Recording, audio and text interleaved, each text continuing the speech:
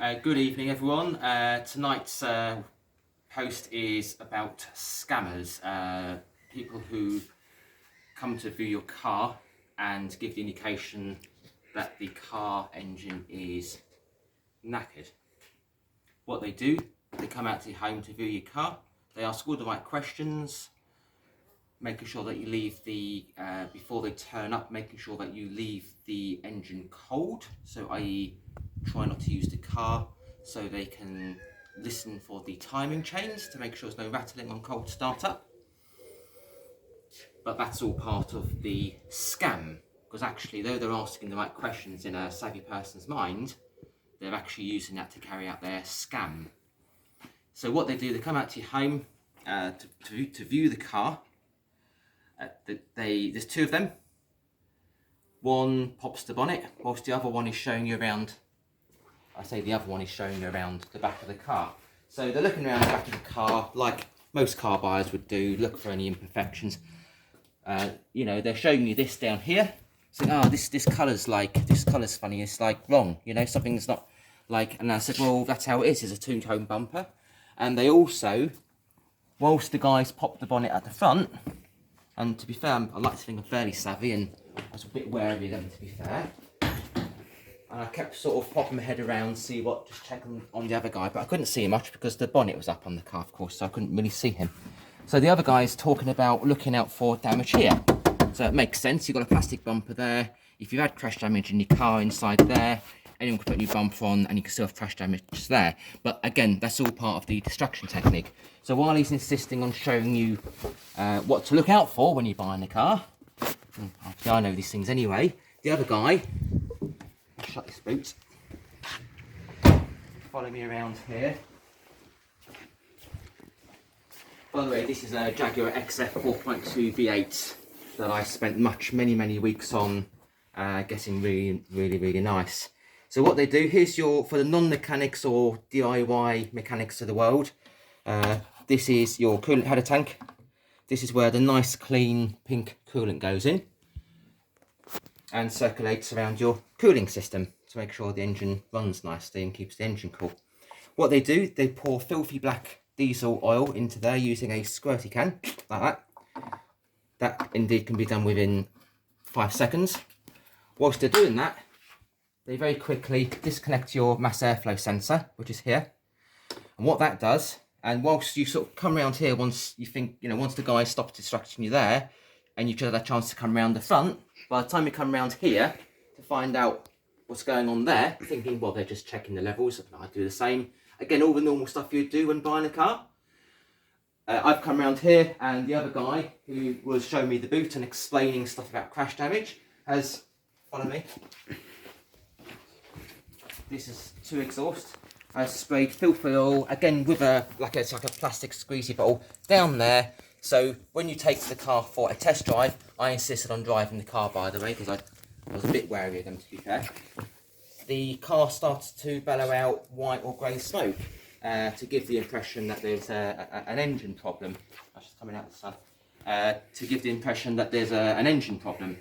So of course, when I'm driving the car, thinking, because I've not been aware of what they'd actually done, because they're obviously very clever, very quick, is they've taken, I'm thinking, well, why is there smoke coming out in the car? Because I've replaced brand new radiator, brand new header tank, brand new Jaguar water pump, brand new cooling system, all pipes, thermostat. I've done everything on the car, and I've done thousands of miles in this car without a puff of smoke. So there I'm thinking, what on earth just happened? Because I couldn't understand what had happened. And I say, I'd like to think I'm quite savvy, and I've always said I'll never be scammed, but I very nearly was. So these guys are clever. So of course, get back from the test drive, I'm thinking, why is the smoke coming out of the car? They get you to come round to the front of the car, pop the bonnet. The guy's saying there's smoke coming. I said, yeah, I know there's smoke coming from the engine, I don't know why. They take this cap off here, and I'll show you in a moment. So obviously that is, I'll show you, can you see that's nice, clean, pinky red coolant? That's how it should be. Just so you know, guys, I'll update you later. Guys and girls, I'll update you later, but this is a new header tank I've fitted. I've not disposed of the old one, I've keeping that for evidence. that was full of like a layer of filthy black oil. Luckily, the engine hadn't got hot enough to open the thermostat to circulate the coolant around the engine, like the cooling wells of the engine and the radiator. Now, if that happened, as much as you can flush your system, you never really truly get rid of filthy black dirty diesel oil. I should know because I've worked on diesel cars before and they're dirty cars. And if that's in your nice clean cooling system, like water you might say, that's never going to go away, and over time that's going to ruin your engine anyway over a period of time. I say in this case I was lucky because the thermostat hadn't opened and I was able to very carefully remove the old header tank. The top hose here, disconnected this, perfectly clean coolant, disconnected the lower hose, made sure everything drained out before it got into the pipes. So what I'm going to do now, I'm going to show you the old header tank, which was actually a new header tank up until, you know, they ruined it. This is basically what happened when I drained out the, firstly disconnected the overflow thing here. Oh, I think that's what they call it. And then obviously you've got your lower thing here. If you look here, that's clean.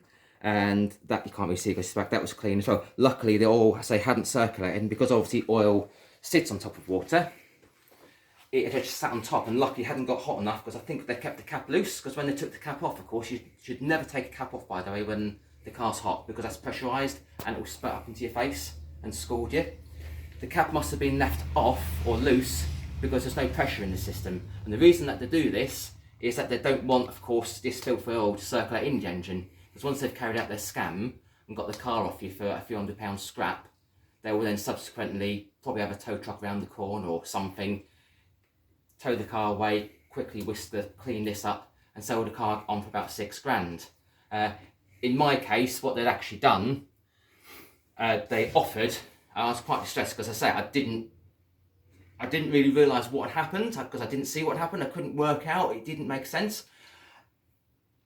But the black oil, pitch black filthy oil, when the engine oil was absolutely pristine, just didn't make sense. So I went in and said, the first thing I said to my wife, I think I've just had an attempted scam done on me. Anyway, getting back to the point, they offered to buy the car for spares because they reckoned that they had a crash damage 4.2 V8. They're a very rare car, so unlikely story.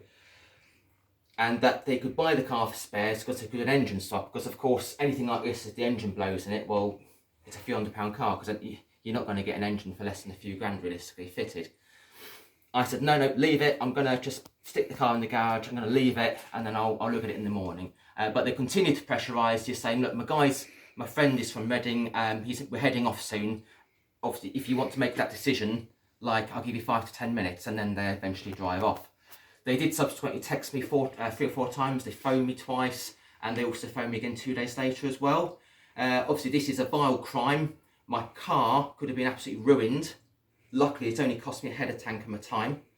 And I would hate for this to happen to any other innocent victims out there. People work hard for their property. I know we as a family do work very hard. And everyone I know in the village are very hard-working professional people. Good people to know as well. For something like that to happen, for people to try and scam you like that is disgusting. And if I can stop one person, it happening to one person, I will. But I'd like to think that the more and more evidence we gather together on these vile people, the more and more likely people's cars will be saved and people won't be conned out of thousands of pounds. I'll update you later. If you YouTube oil and coolant scam, and just scroll up a bit, there's actually an identical scam happening on the same car, obviously not on my car. Same colour, same wheels, and it's fully recorded, side-on image of the car, with 2 guys that look remarkably similar to the ones that come out to me. Obviously I can't say it's the same ones because I don't know. But if you look at that video, and you'll see exactly what I mean. So you'll see exactly what happened. They've even got on that particular YouTube video, they've even got audio and subtitles if you can't make out some of the things on there. So look guys, I hope any of you looking at this video aren't looking at it because you've been scammed, and if so, hopefully you've managed to keep your car and not have any serious damage done to it. But this can't be allowed to continue. Of course the police aren't that interested. 4 teams will get involved, but the more we could do together, the more we can stamp this out and stop other people, especially the times we're in now where everyone's struggling. They might be selling the car because they can't afford to run it. They might be selling the car to get some money to buy a smaller car. And of course, if they've been conned out of the car, it just puts people into a very even worse situation. So it's like a double-edged sword, isn't it? You know, you're losing a car that you want to get some money for, maybe pay for bills, and then they're taking that away from you as well, making you believe your car's knackered. So thanks for watching, guys and girls. Any comments would much appreciated. Anything else we can share. If you look at my ad on eBay, it's still on there. I've put a full description of what's happened. I've pretty much said it already here. I've also making lots of car sellers, and I've got a team of people also working with me, contacting private individuals on BMWs, Jaguars, generally high-end cars that are lower value, probably targeting slightly older people selling the cars, because if a car engine is damaged and it's an old car, it's probably only worth a few £100. If it's a 50 grand car and they claim the engine's damaged, they're not really going to get that, are they, for less than 10 or 20 grand. So I reckon they're targeting older XFs, older luxury cars, but I'm sure they will target anything they want to. And obviously that's not just one group. I'm sure there's many groups out there. Apparently there's been a 50% increase in this crime as well in the last few weeks, few months, because the cost of cars, the availability of quality cars, and I'm going to stamp it out because, as I say, what happened to me is disgusting. I'm really angry. My car's fixed now. Let me just show you a little video. There's still a bit of smoke coming out of the exhaust because the black oil, obviously they managed to get into the exhaust box, so obviously that's burning off. But let me show you my car now. I'm going to start it up, and of course there's nothing wrong with it.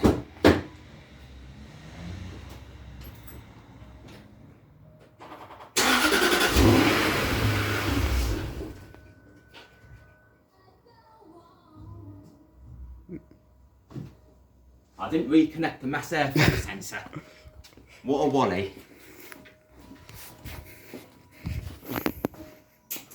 I'll start again, shall I?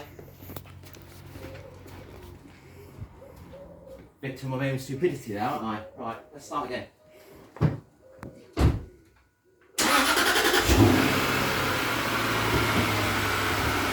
That's better. So as you can see at the minute, if you look at the exhaust, they sprayed the oil in on this side. There's no oil at all. But obviously as that exhaust heats up, that's going to start steaming again, because the dirty oil that they've managed to push into there, because obviously all you need, as I say, what they've used are plastic squirty bottles, is squirt that in, and what they do, they show you the exhaust and all the oil and muck around it, and then they show you this side's okay. That's it, if you've got like a V8 or something, saying that one side of the cylinder head's cracked, and that's why the oil's coming out of one side only, or the smoke and that. Now obviously I've just started that car from cold, and if the engine seals or if the engine was knackered, that would be smoking straight away. It will start smoking later because there's obviously residue of dirty oil in there.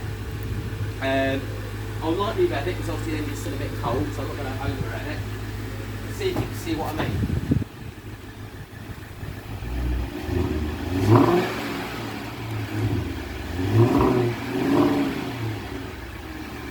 Again, no smoke at all, but again it will start to smoke later because the oil will start to burn off in the exhaust on there. So look guys, I hope you're not watching this because you've actually been scammed,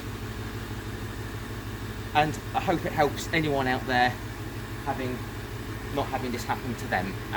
What I would say, of course, is make sure that if you do get someone to look at your car, make sure you've got someone else with you. So when someone's trying to distract you to look in the boot, make sure you've got some friend, colleague, husband, wife, whatever, always with the person at the front, and don't keep your eyes up. And make sure that don't unplug your CCTV, by the way.